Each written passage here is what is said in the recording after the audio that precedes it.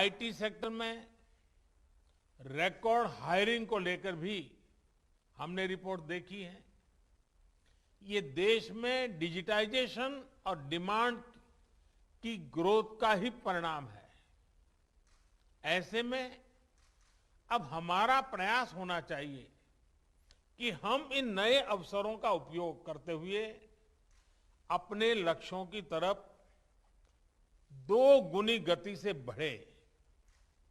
साथियों, सीआईआई की ये बैठक इस बार 75वें स्वतंत्रता दिवस के माहौल में आजादी के अमृत महोत्सव के बीच हो रही है।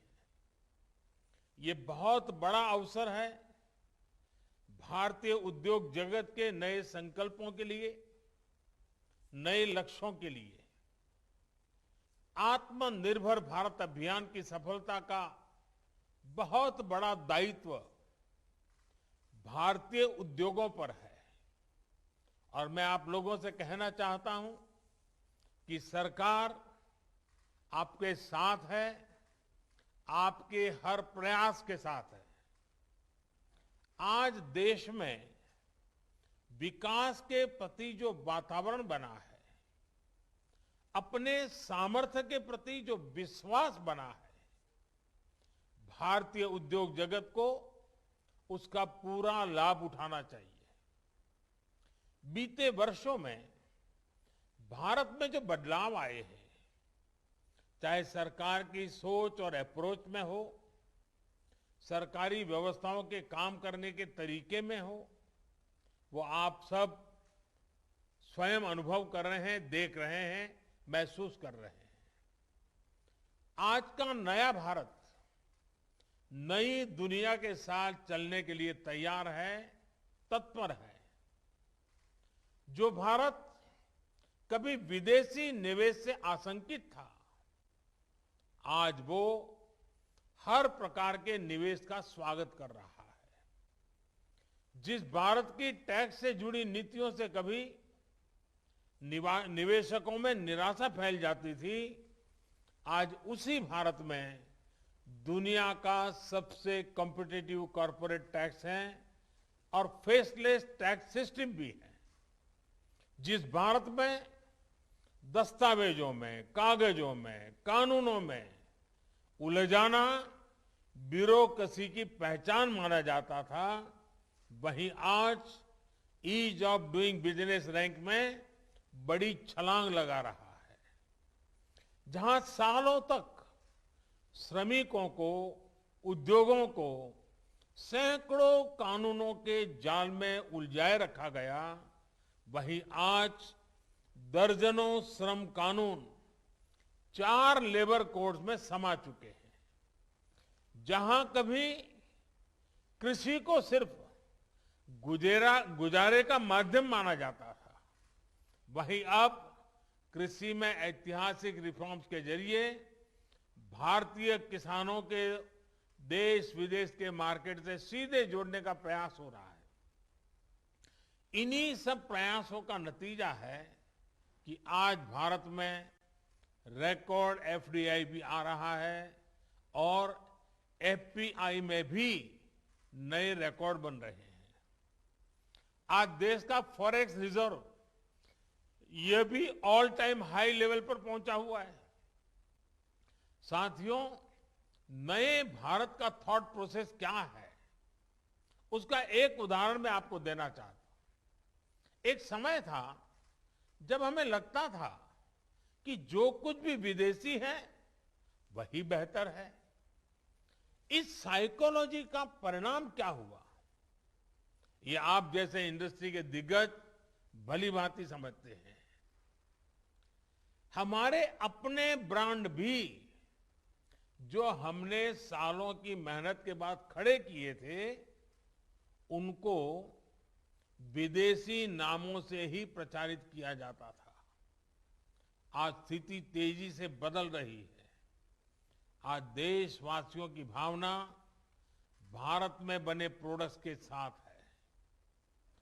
कंपनी भारतीय हो ये जरूरी नहीं, लेकिन आज हर भारतीय भारत में बने प्रोडक्ट्स को अपनाना चाहता है। यानी देश मन बना चुका है। अब उद्योग जगत को इस मन के मुताबिक अपनी नीति बनानी है, रणनीति बनानी है। आत्मनिर्भर भारत अभियान में आगे बढ़ते हुए ये आपको बहुत मदद करेगा। दूसरा एक फैक्टर है जिस पर भी आपको ध्यान देना चाहिए, ये है भारतवासियों का बढ़ता हुआ आत्मविश्वास। इस आत्मविश्वास को हम हर सेक्टर में देख रहे हैं। अभी हाल ही आपने ओलंपिक्स के मैदान में इसे अनुभव किया है। आज भारत के युवा जब मैदान में उतरते हैं तो उनमें मन में वो हिचक नहीं होती। वो मेहनत करना चाहते हैं, वो रिस्क लेना चाहते हैं, वे नतीजे लाना चाहते हैं। Yes, we belong to this place, ये भाव आज हम अपने युवाओं में देख रहे हैं। इसी प्रकार का आत्मविश्वास आज भारत के स्टार्टअप्स में है। आज यूनिकॉर्न्स नए भारत की पहचान भी बन रहे हैं। 7-8 साल पहले भारत में 3-4 यूनिकॉर्न्स रहे होंगे। आज भारत में करीब करीब 60 यूनिकॉर्न्स हैं। इनमें से 21 यूनिकॉर्न्स तो बीते कुछ महीनों में ही बने हैं। और ये बात आपने भी नोट की होगी कि यूनिकॉर्न्स अलग अलग सेक्टर में आ रहे हैं। हेल्थ टेक, सोशल कॉमर्स में यूनिकॉर्न्स का बनना ये संकेत दे रहा है कि भारत में हर स्तर पर कितना बदलाव हो रहा है। बिजनेस में रिस्क लेने की प्रवृत्ति, अपने सामर्थ्य पर भरोसा करने की प्रवृत्ति लगातार बढ़ रही है। इतनी बड़ी महामारी में भी हमारे स्टार्टअप्स के एम्बिशंस बुलंदियों पर है।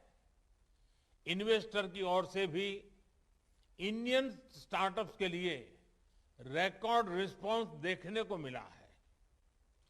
स्टार्टअप्स की रिकॉर्ड लिस्टिंग भारतीय कंपनियां और भारतीय मार्केट के लिए एक नए युग की शुरुआत है। ये इस बात का भी एक और सबूत है कि भारत के पास ग्रोथ के असाधारण अवसर उपलब्ध है, ट्रिमेंडस स्कोप उपलब्ध है। साथियों, टेक्नोलॉजी को लेकर आज देश में जो उत्साह है वो सरकार को तेजी से रिफॉर्म्स के लिए प्रेरित करता रहा है। जो रिफॉर्म्स हमने किए हैं वो कोई आसान फैसले नहीं थे, कोई साधारण बदलाव नहीं थे। इन सारे रिफॉर्म्स की मांग दशकों से की जा रही थी। इनकी जरूरत हर कोई बता रहा था। इस बारे में बातें तो खूब होती थी, लेकिन फैसले नहीं लिए जाते थे क्योंकि ये मान लिया गया था कि ये बदलाव करना बहुत मुश्किल काम है। लेकिन आपने भी देखा है कि हमने वही फैसले कैसे पूरी दृढ़ता के साथ लिए हैं। यहां तक कि पैंडेमिक के दौरान भी रिफॉर्म की प्रक्रिया जारी रखी।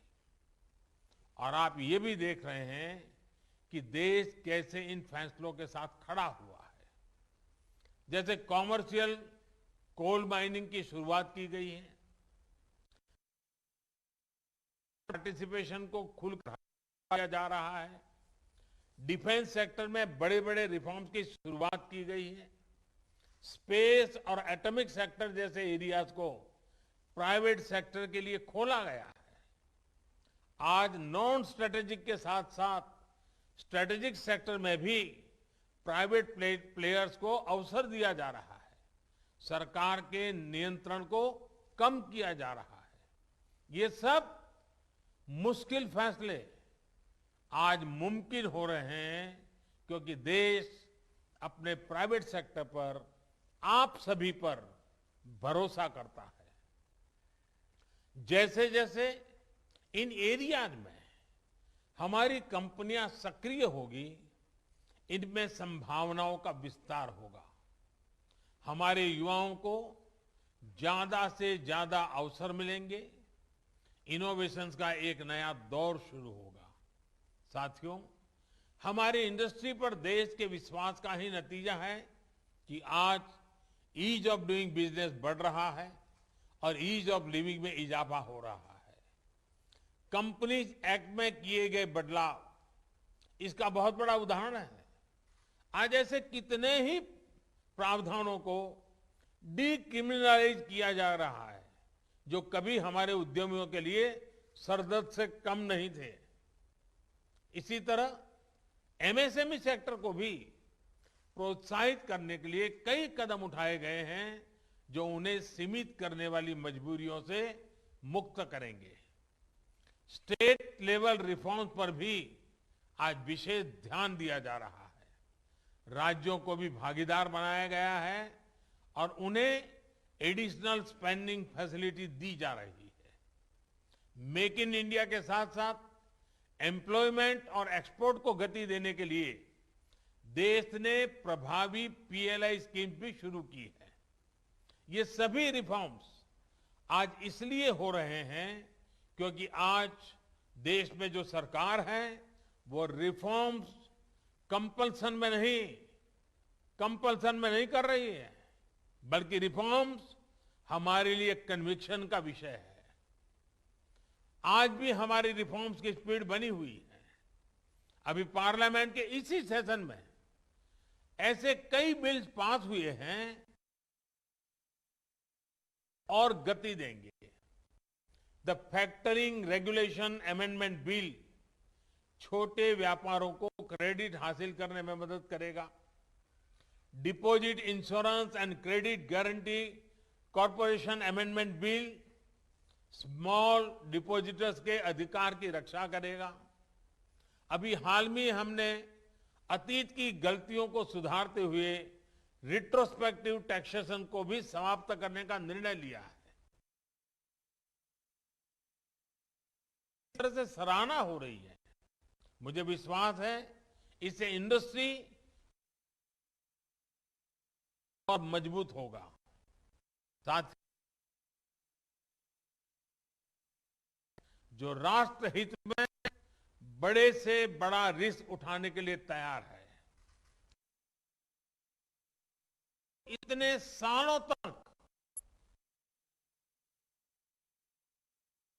सरकार में वो पॉलिटिकल रिस्क लेने की हिम्मत नहीं जुटा पाए। हमने ना सिर्फ जीएसटी लागू किया, बल्कि आज हम रिकॉर्ड जीएसटी कलेक्शन होते देख रहे हैं। ऐसे कितने ही उदाहरण मैं आपको गिना सकता हूं, बता सकता हूं। आज आपके सामने एक सरकार है जो हर बंदिश को दूर कर रही है। आज एक सरकार है जो आपसे पूछ रही है कि भारतीय उद्योग जगत की ताकत बढ़ाने के लिए बताइए अब और क्या करना है। साथियों, हमारे पूर्वज कह गए हैं, नैकम चक्रम परिभ्रमति, यानी सिर्फ एक पहिए से गाड़ी नहीं चल सकती, सारे पहिए ठीक से चलने चाहिए। इसलिए इंडस्ट्री को भी रिस्क लेने की अपनी नेचुरल टेंडेंसी को थोड़ा सा और बढ़ाना होगा। आत्मनिर्भर भारत के संकल्प की सिद्धि के लिए नए और मुश्किल रास्तों को चुनाव भी हमें करना ही होगा। इन्वेस्टमेंट और रोजगार की गति को बढ़ाने के लिए इंडस्ट्री से भी देश की बहुत उम्मीदें हैं। पब्लिक सेक्टर के फुटप्रिंट्स को रेशनलाइज और मिनिमाइज करने के लिए भी नई पीएससी पॉलिसी के जरिए निर्णायक फैसले लिए जा रहे हैं। इसमें इंडस्ट्री की तरफ से भी ज्यादा से ज्यादा उत्साह और ऊर्जा दिखनी चाहिए। नेशनल एजुकेशन पॉलिसी के माध्यम से एक बहुत बड़ा कदम देश ने उठाया है।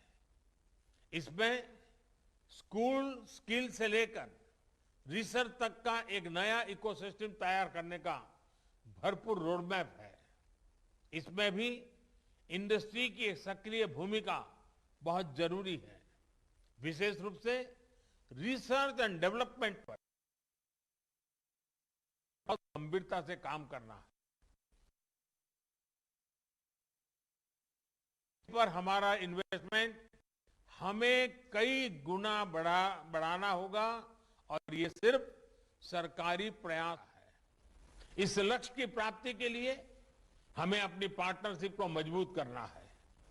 मैं आपकी हर समस्या के समाधान के लिए, आपके हर सुझाव के लिए हर वक्त उपलब्ध रहा हूं और आगे भी रहूंगा। मैं फिर एक बार इस आजादी के अमृत महोत्सव के कार्यकाल में आपको भी अनेक अमृत संकल्प करने के लिए प्रेरित करें और आप सब संकल्प के साथ, नई ऊर्जा के साथ आगे आए। आप सभी को बहुत बहुत शुभकामनाएं। धन्यवाद।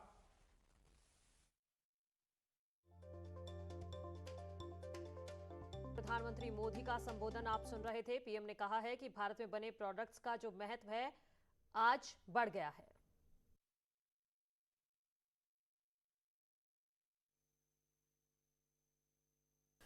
नमस्कार, यूपी उत्तराखंड एक्सप्रेस 100 में आप सभी का स्वागत है। मैं हूं नीलू। करते हैं खबरों की शुरुआत। तो लोकसभा की कार्यवाही अनिश्चितकाल के लिए स्थगित कर दी गई। ओम बिरला ने कहा अपेक्षाओं के अनुरूप नहीं रही सदन की कार्रवाई। उत्तर प्रदेश के कई जिलों में बाढ़ से हालात बदतर। वाराणसी में शहर के अंदर जलभराव। प्रयागराज में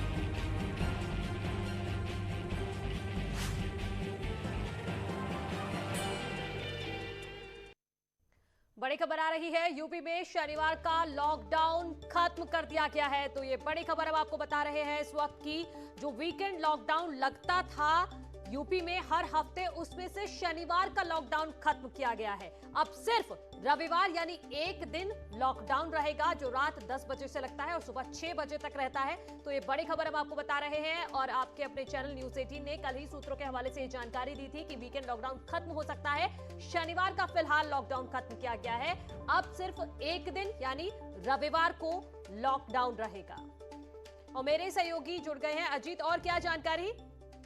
देखिए, बिल्कुल मुख्यमंत्री के टीम 9 की बैठक के बाद इस पे सहमति बनी थी और अब प्रमुख सचिव गृह अवनीश अवस्थी की तरफ से आदेश जारी किया गया कि उत्तर प्रदेश में जो रविवार और शनिवार 2 दिन का साप्ताहिक बंदी थी, यानी आंशिक जो लॉकडाउन था, उसमें शनिवार को खत्म कर दिया गया। यानी अब सोमवार सुबह 6 बजे से शनिवार रात 10 बजे तक सब बाजारें और जो मार्केट है वो खुली रहेंगी। सिर्फ अब रविवार को सुबह 6 से शाम 10 बजे तक साप्ताहिक बंदी रहेगी। 2 गज की दूरी, मास्क जरूरी और कोविड-19 का जो प्रोटोकॉल जो फॉलो करना, उसके लिए मुख्यमंत्री ने सीधे तौर पर अधिकारियों को कहा कि उसका अनुपालन जरूर कराएं। जैसे जैसे स्थिति सामान्य हो रही है तो छूट की जो समय सीमा है, छूट का जो दायरा है वो भी बढ़ाया जा रहा है। क्योंकि जिस तरह फेज 1 फेज 2 कोविड का कंट्रोल किया, खुद मुख्यमंत्री सड़क पर उतरे, गांव-गांव घर-घर गए, उस हिसाब से उन्होंने अब आगे की चीजें भी करना शुरू कर दिया। क्योंकि तीसरी लहर के लिए उन्होंने जहां पीको और नीको वार्ड बनाया, तो अब मुख्यमंत्री ने इसके निर्देश के बाद एसीएस होम की तरफ से आदेश जारी किया गया और सभी अफसर अधिकारियों को जिलों में निर्देश दिया गया कि वो कोविड का प्रोटोकॉल जो है उसका जरूर अनुपालन कराएंगे। क्योंकि अभी खतरा टला नहीं है, सिर्फ छूट की सीमा बढ़ाई गई है। बिल्कुल, बहुत शुक्रिया आपका तमाम जानकारी के लिए। तो यूपी में शनिवार का लॉकडाउन फिलहाल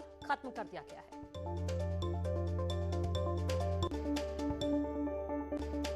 सांसद अनिल बलूनी